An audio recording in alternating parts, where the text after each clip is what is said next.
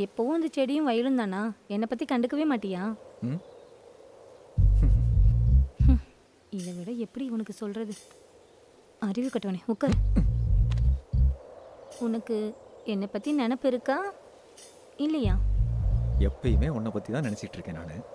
அப்போ போறதுக்கு வழி இருக்கா? பின்ன என்ன, வழி இல்லைன்னு சொல்றியா? இல்லைன்னா இல்லை, இருக்குன்னா இருக்கு. இல்லை, லாக் பண்ணிக்கோ. லாக் பண்ணிக்கிறேன்.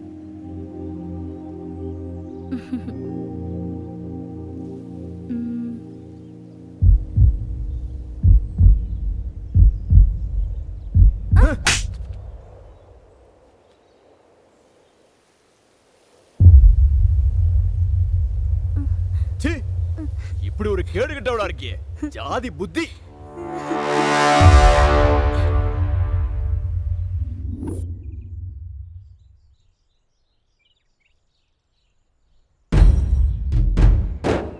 ஐயா, இவதான் என் புள்ளைய மயக்கிருக்காயா?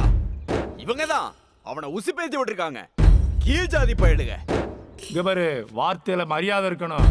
ஜாதியில வேணா உன்னை விட கீழே இருக்கலாம், குணத்துல கிட்ட கூட நெருங்க முடியாது. அப்படி ஒரு நிலைமையில இருந்தா என் புள்ளைய எதுக்கு வலையில போட்டுக்கிட்டா? உங்க பிள்ளைதான் என் பொண்ணுக்கு பின்னாடி சுத்தின. ஒன்ன ஒழுங்கா வளர்க்க முடியாம அவுத்து விட்டுருக்க. பேச்சா பேசுற? இதோ பாரியா, கொஞ்சம் மரியாதையா பேசு. என்னடா மரியாதை? உனக்கு என்னடா மரியாதை? இதுல ஓம் பிள்ளையும் தப்பு இருக்கு.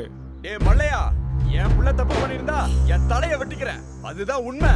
உன் புள்ள மாதிரி தப்பான வழியில போறவங்க இல்ல நாங்க. மரியாதையான குடும்பம். அப்படின்னா எங்களுக்கு மரியாதைன்னா தெரியாதா? நாங்க கொடுக்குற மரியாதைனால உன் கௌரவம் உயருது. என்னடா போடா வாடான்னு பேசுற? நாக்க வெட்டிடுவேன் பாத்துக்கோ. ஏய், இது பஞ்சாயத்துனால நீ தப்பிச்சுக்கிட்ட. இல்லன்னு வச்சுக்க, காடுங்க மொத்தமா வந்தாலும் எங்க ஆளுங்க கூட போட்டி போட முடியாது. இந்த ஊர்ல நீங்க இருக்கீங்களா இல்ல நாங்க இருப்போமான்னு பாப்போம். எங்க கிட்ட வச்சுக்கிட்டா உங்க குடிசை எல்லாம் எரிச்சு தள்ளிடுவோம். உங்களுக்கு தான் எரிக்க தெரியுமா, எங்களுக்கு எரிக்க தெரியாதா? நாங்க நினைச்சா உங்களையே கொண்டுட்டு உங்க வீட்டை கொள்ளையடிச்சிட்டு அதுவே நாங்க கூலியா எடுத்துக்கிருவோம். என்னடா பேச்சு பேசுற? கூலிக்கார நாய்களா?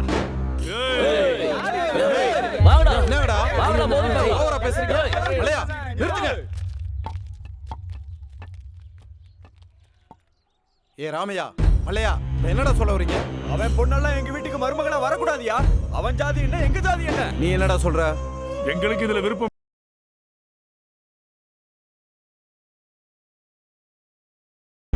சிவா, இந்த பார் நந்தினி, உங்க காதல் பிரச்சனையால இந்த ஊரே எரிஞ்சு போற மாதிரி இருக்கு. ஊர் தலைவரா ஒருபோதும் நான் இதை ஒத்துக்க மாட்டேன். இந்த பிரச்சனை இதோட ஒழியணும்னா நீங்க பெரிய மனசு பண்ணி உங்க காதலை அழிச்சிட்டு இந்த ஊரே ஒற்றுமையா இருக்கிறது மாதிரி பண்ணுங்க. 2 பேரும் சேர்ந்து இந்த ஊர் விவசாயத்தை பெருக்கணும்னு நினைச்சீங்க. இப்ப நீங்க 2 பேரும் பிரிஞ்சு ஊரை ஒண்ணு சேருங்க. நீங்க படிச்ச பசங்க, உங்களுக்கு புரியும்னு நினைக்கிறேன்.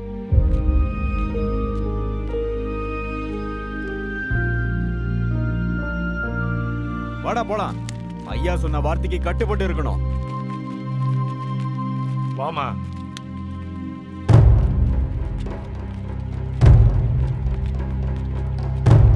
நந்தினி, என்ன பிரிஞ்சு உன்னால இருக்க முடியுமா? என்னால முடியாது. நம்ம இந்த ஊர்ல இருந்தா சேர்ந்து இருக்க முடியாது. சீக்கிரம் வா, போலாம்.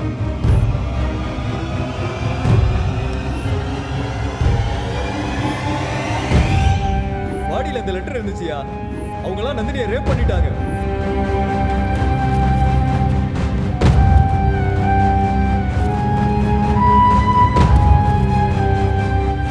மல்லையா,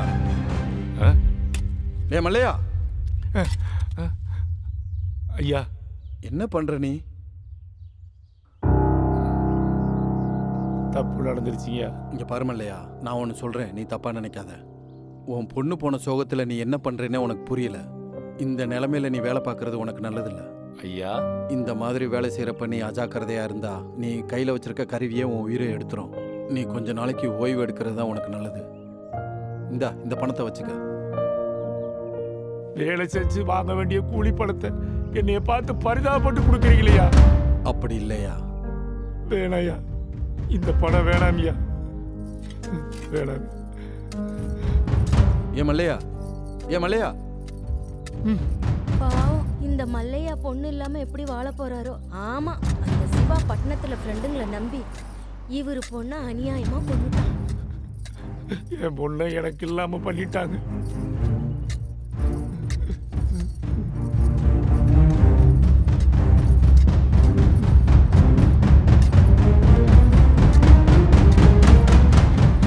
இதுக்கெல்லாம் காரணம் அந்த சிவாவோட கூட்டாளிக தான்.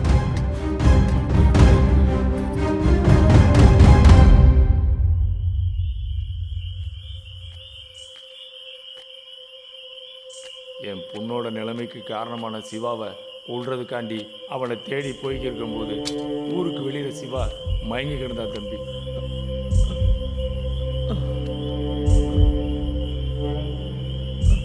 டேய் சிவா, எவ்வளவு பெரிய அநியாயம் பண்ணியிருக்க. உன்னை நம்பி வந்ததுக்கு என் பொண்ணை நீனு உன் கூட்டாளி சேர்ந்து நாசம் பண்ணிட்டீங்களடா. இந்நேரம் நீ செத்துருப்பேன்னு நினைச்சேன். இப்போ நான் உன்னைய கொல்றேன்டா. மல்லையா, உன் பொண்ணை கொண்டது நான் இல்லை மல்லையா. நீ இல்லாம வேற யாரா? உன் கூட தான்டா வந்தா. ஆமா மல்லையா, நாங்க 2 பேரும் ஓடி போய் கல்யாணம் பண்ணிக்கலாம்னு நினைச்சோம். ராம் நம்மள மன்னிப்பானா? என்னையா செக்ரட்டரி லங்கேஷ் நல்லா காக்கா பிடிக்கிற? அவங்க அப்பா ரிட்டையர் ஆனதுக்கு அப்புறம் அந்த தலைவர் பதவி இவனுக்கு தானே. இப்பல இருந்தே கைக்குள்ள போட்டுக்கலான்னு தான், வேற என்ன? லங்கேஷ் கொஞ்சம் அங்க பாரு. சிவானந்தினி மாதிரியே இருக்கு.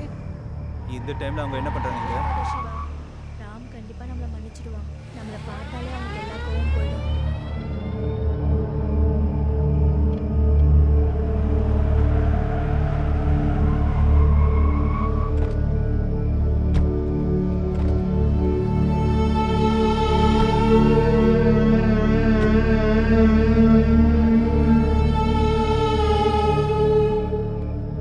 ஏய், எவ்வளவு தைரியம் இருந்தா பஞ்சாயத்து தீர்ப்பையும் மதிக்காம ஓடி வந்திருப்பீங்க. நாங்க 2 பேரும் காதலிக்கிறோம். கல்யாணம் பண்ணிக்கிறதுக்காக சிட்டிக்கு வந்திருக்கோண்ணா. யாரடி உனக்கு அண்ணா? ஏய், யார் மேலடா கைய வைக்கிற? என்னையே போட வரன்றியா? அண்ணா விட்டுருங்கண்ணா. சிவா, பொண்ணு வேற கவர்ச்சியா இருக்கா. ஒரு பார்வை சிவா, அண்ணா வேணாண்ணா. எனக்கும் இவ்வளவு ரொம்ப நாளா வேட்டையாடணும்னு ஆசைதான். ஆனா ஊர்ல கட்டுப்பாடு இருக்கிறதால அதை ஒன்றும் பண்ண முடியல. இன்னைக்கு ருசி பார்த்து வெளியிருக்கான். ஆடி சிவா, ஏய், வாங்கடா.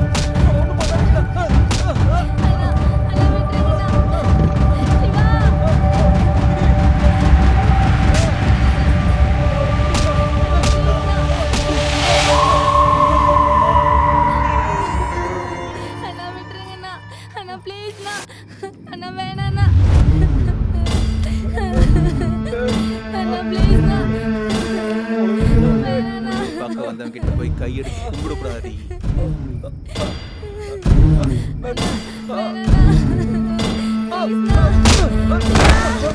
லங்கேஷ், இவன் கதை முடிஞ்சிச்சு. நீ அவ கதைய பாரு.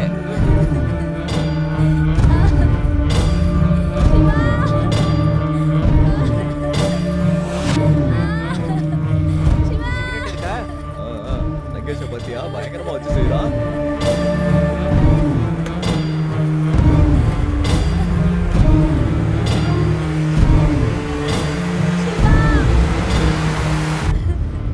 நமக்கு ஒரு சான்ஸ் கொடுப்பானா? எதுக்கு? உனக்கு எதுக்கு அதெல்லாம்?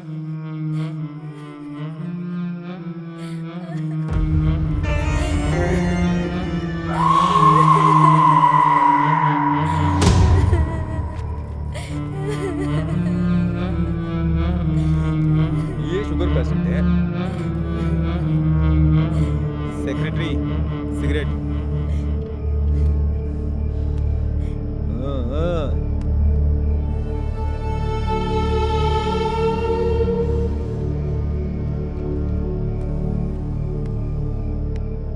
லங்கேஷ், அவ என்ன என் அத்தை பொண்ணா இல்ல வருங்கால பொண்டாட்டியா? உங்களால முடிஞ்சா போய் பண்ணுங்க. போ. தேங்க்ஸ் லங்கேஷ். என்ன கட்ட சும்மா ரீமேக் பண்ற மாதிரி.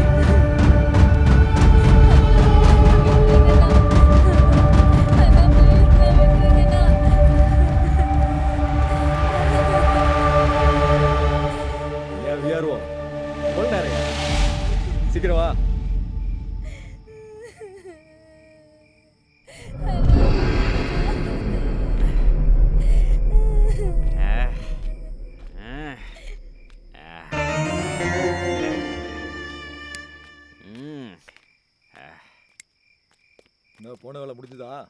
செம்மையா இருக்கா செக்ரட்டரி, சும்மா அரேபியன் குதிரை மாதிரி ஓ. பயங்கரமா இருக்கா. ஆ.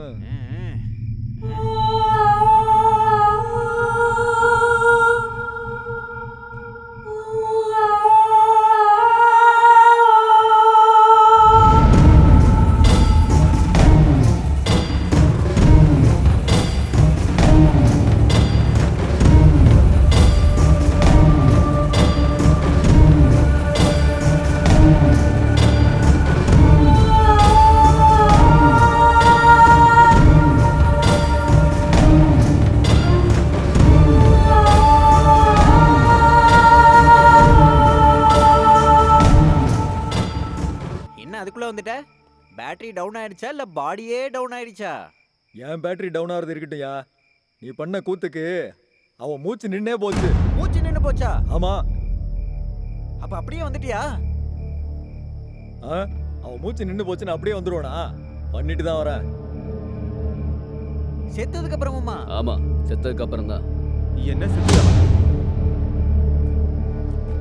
இப்ப என்ன பண்றது? என்ன பண்றதுன்னா,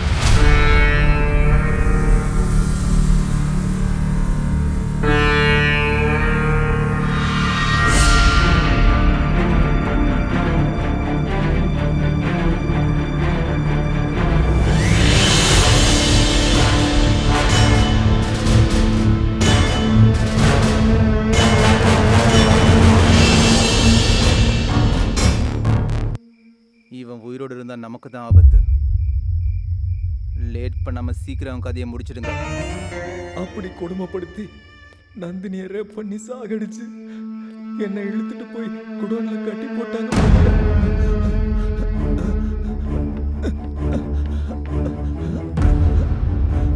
எப்படியோ ஒரு வழியா அவங்க கிட்ட இருந்து தப்பிச்சுட்டு வந்துட்டாங்க இல்லையா?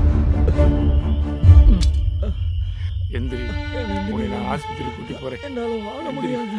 என் ஃப்ரெண்டு ஸ்ரீராம் துடி துடிக்க என் கண்ணு முன்னாடியே சிவா உயிரை விட்டான் தம்பி. என்ன பண்ணணும்னு தெரியாம என் கையாலே அவனை எரிச்சிட்டேன் தம்பி.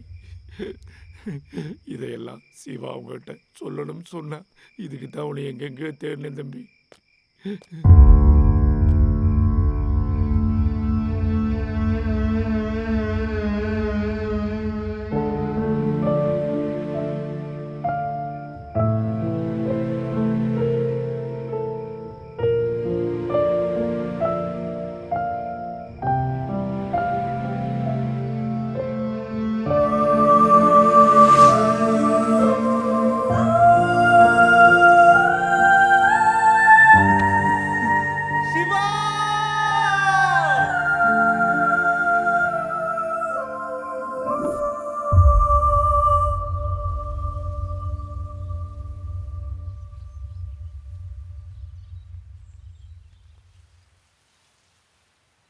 தம்பி, தம்பி ராம், நான் கிளம்புறேன் தம்பி. எங்க போறீங்கப்பா? என் பொண்ணே இல்லாத இந்த உலகத்தில் எனக்கு என்னப்பா இங்கே வேலை? நான் எங்கேயோ போகிறேன். இப்படியே அவங்கள நினச்சி கவலைப்பட்டு உன் எதிர்காலத்தை விட்டுறாத தம்பி. சிவா சாகுற கடைசி நிமிஷம் வரைக்கும் உன்னைய நினச்சி தான் கவலைப்பட்டு செத்தான் தம்பி. நடந்ததெல்லாம் உன்கிட்ட சொல்லி நான் தப்பு பண்ணிட்டேன். இது சிவாவோட கடைசி ஆசைனால தான் உன்கிட்ட நான் சொன்னேன். நடந்ததே நினச்சி வருத்தப்பட்டு உன் கனவை விட்டுறாது தம்பி.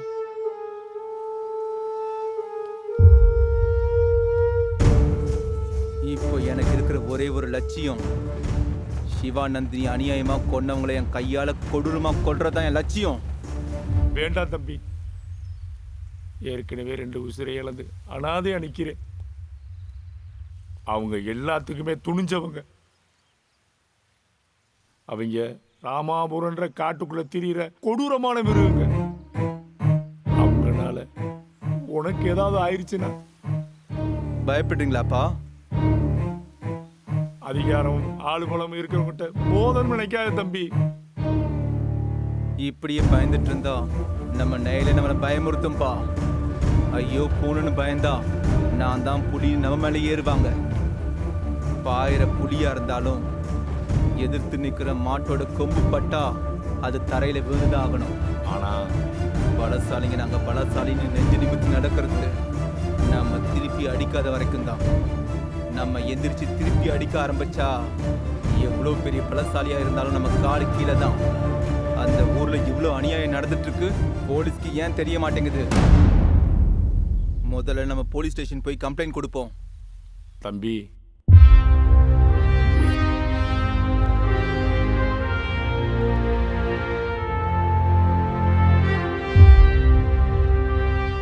அவங்களுக்கு எப்படியாவது நீங்க தான் தண்டனை வாங்கி கொடுக்கணும் சார். சார் இந்தாங்க.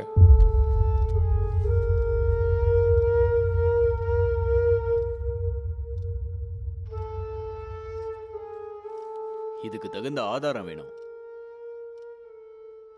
ஓகே, அதை எப்படி கலெக்ட் பண்ணணும்னு எனக்கு தெரியும். சரி சார். அது வரைக்கும் இந்த விஷயத்தை நீங்க எங்கேயும் சொல்லாதீங்க. சரி சார். சரிங்க சார். ஒன் மோர் திங், மல்லையாவை சிட்டியில் உங்க கூடயே வச்சுக்கோங்க. தேவைப்படுறப்ப கோர்ட்டுக்கு கூட்டிட்டு வரலாம். Okay sir. சரி ஓகே, சார். போயிட்டு வாங்க. நாங்க வர்றோம்யா, உங்களை நம்பி தான் போறோம். வரோம் சார். போயிட்டு வாங்க. இப்போ என்ன பண்ணலாம் சார்? இந்த கம்ப்ளைண்ட் இருந்தால் மட்டும் பத்தாது. அவங்களுக்கு அரசியல் இன்ஃப்ளூயன்ஸ் அதிகமாக இருக்கு. சரியான ஆதாரங்கள் இல்லாமல் அவங்கள எதுவும் பண்ண முடியாது. ஒரு எவிடன்ஸ், ஒரே ஒரு எவிடன்ஸ். பாத்தியா தம்பி, நம்மளை அந்த கடவுளும் ஏமாத்திட்டாரு. என்னப்பா என்னாச்சு? நம்மளுக்கு உதவி செய்வாருன்னு நினைச்ச அந்த எஸ்ஐயும் கூட தூக்கு போட்டு செத்து போயிட்டாரு. என்ன சொல்றீங்கப்பா? இந்த பேப்பரை பார்ப்பா. ராமாபுரம் எஸ்ஐ தற்கொலை. எஸ்ஐ தற்கொலை பண்ணிட்டு செத்துட்டான்றது என்னால நம்ப முடியல. அங்க என்னதான் நடக்குது? அங்க என்ன நடக்குதுன்னு தெரிஞ்சுக்கணும்னா நான் கண்டிப்பா அங்க போய் தான் ஆகணும். தம்பி, வேற வழி இல்லப்பா. அதனாலதான் அகிலா இனி யோசிக்காம என் ஃப்ரெண்ட்ஸ் அநியாயமா கொண்டவங்களை பழி வாங்க இந்த ராமபுரத்துக்கு வந்தேன்.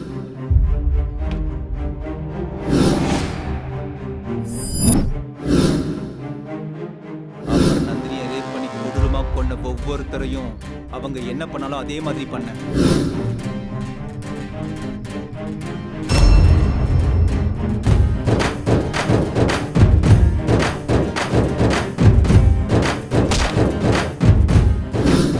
அதுக்கப்புறம் பஞ்சாயத்து செக்ரட்டரிய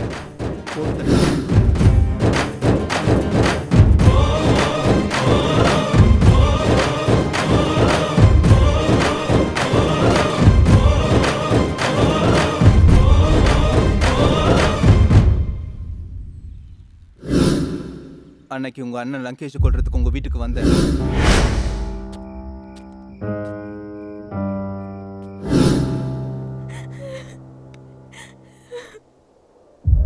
நான் இது வரைக்கும் என் வீட்டில் தான் இருக்கேன்னு நினைச்சேன். ஆனா நான் இருக்கிறது கொடூரமான மிருகங்க இருக்கிற காட்டுலன்னு இப்பதான் தெரியுது. ஆனா அவன் என் கூட பிறந்த அண்ணனா இருந்தாலும் ஒரு பொண்ணா அந்த வீட்டில் இருக்க எனக்கு ரொம்ப பயமா இருக்கு. வேணாரா, என்ன உன் கூட கூட்டிட்டு போயிடு. நம்ம 2 பேரும் எங்கேயாவது போய் சந்தோஷமா இருப்போம். வேண்டாம் கிலா, வேண்டாம். இதுக்கு முன்னாடி நந்தினி சிவா இப்படிதான் நினைச்சாங்க. இதுக்கப்புறம் யாருக்கும் இந்த மாதிரி நடக்கக்கூடாது. இந்த ஊர்ல கட்டுப்பாடுன்னு சொல்றாங்களே, அதனால யாருக்கு நல்லது நடக்குது? அநியாயத்தை தவிர. இந்த கட்டுப்பாடெல்லாம் சரி செய்யணும், இந்த ஊரையும் சரி செய்யணும். அதுக்கப்புறம் தான் அந்த ராமாபுரத்தை விட்டு நான் வெளியே போவேன்.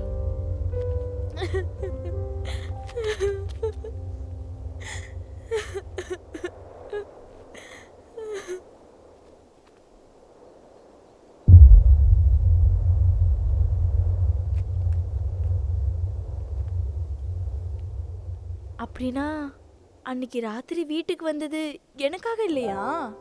ஐயோ, உனக்கு எப்படி சொல்றது? அன்னைக்கு நீ மெசேஜ் அனுப்புனதுக்கு அப்புறம் என் லைஃபே முடிஞ்சு போச்சுன்னு நினைச்சேன். சிவா நந்தினியை கொன்னவங்க மேல பகை மட்டும்தான் இருந்துச்சுன்னு நினைச்சேன். ஆனா இங்க வந்த அப்புறம் தான் தெரிஞ்சுது, என் கடமையோட சேர்த்து என் உயிரும் இங்கதான் இருக்குன்னு தெரிஞ்சுக்கிட்டேன். I love